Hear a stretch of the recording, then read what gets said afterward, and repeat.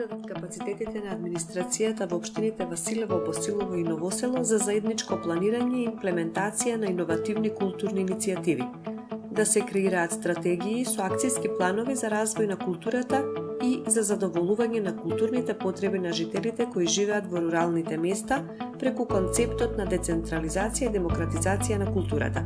Тоа се целите на проектот развивање и ревитализација на руралните заедници преку уметност и култура, што ќе го спроведува Сдруженијето за култура и развој на креативните индустрии Култ Трансен.